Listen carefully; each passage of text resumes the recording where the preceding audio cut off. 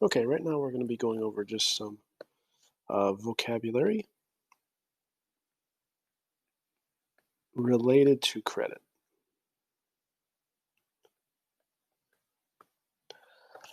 So a couple vocabulary words. The first one we have is installment credit. Installment. Now, credit is whenever you borrow money. We should probably think of that first. When you're borrowing money, um, we call it credit, although with your bank, they call it a credit when you get money. So it's kind of confusing. But when you're like borrowing money uh, from someone, we think of that as credit essentially, that you're credited the money, you're given that money. So the first one's installment credit.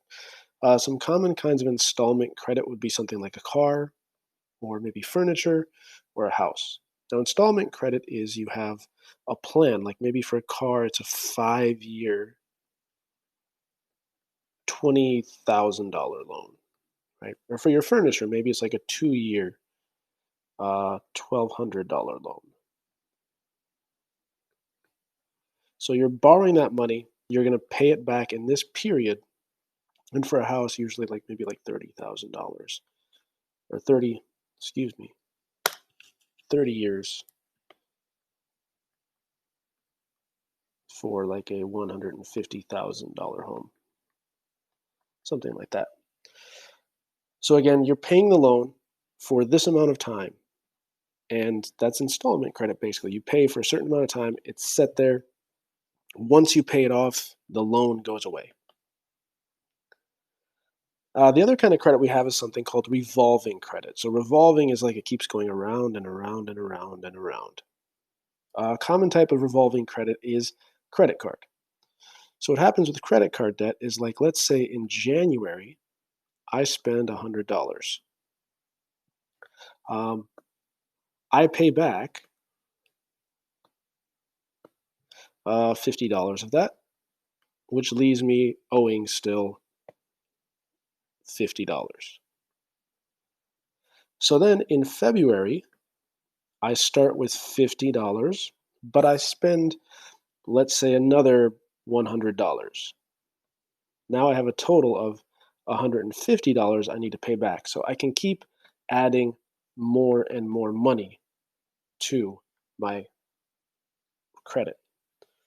So a good example again is a credit card, because I can keep just making purchases. I can keep buying things on the credit card and still keep getting more and more of that loan.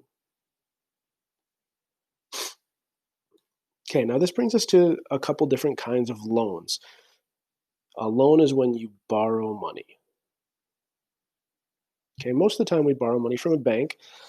Credit cards, we borrow them from the credit card company, but they're still secured through the bank. So a secured loan is something like a car. What happens is the bank will give you the money. So the bank pays for the car, but the bank has security on that car. Basically, they get to keep that car until you pay for it all. So if you don't pay the loan back, the bank will send somebody to take the car back. Another good example would be a house.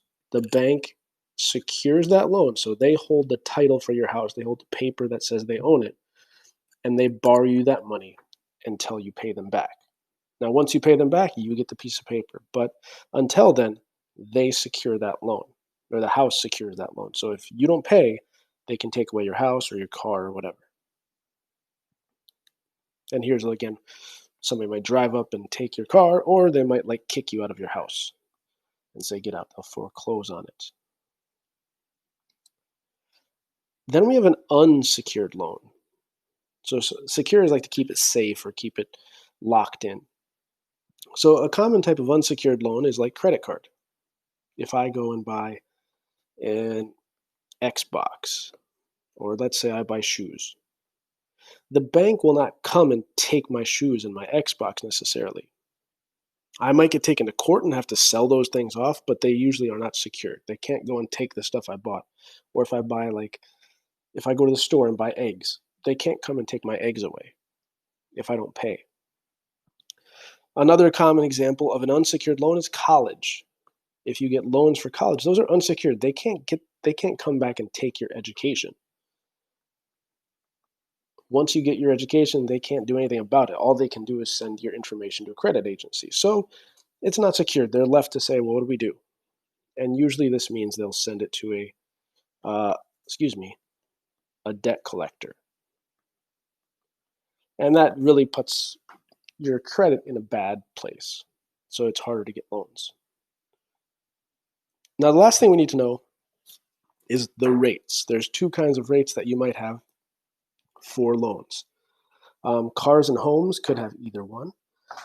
Generally, credit cards could have either one as well. School loans, I think school loans are generally fixed, but they do have variable rates, I believe, as well. So variable rates, if you remember in math class, variable means that it can change. Fixed means it stays the same. So when you're looking at credit, of course, you probably want to get credit that's going to be a fixed rate. You want it to stay the same the whole time. You don't want it to go up and down and up and down and up and down, because that means your interest rates are going to go up and down.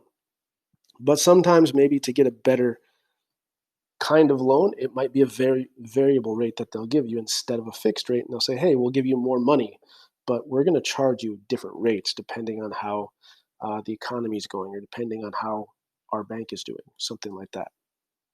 So this would be like a variable rate. It goes 3%, maybe it drops to 2.5, goes to 4, down to 2. It all depends on the market and a lot of other things.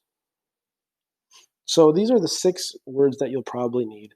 Again, we have installment credit, which means that you're paying for a period of time to pay the whole thing off.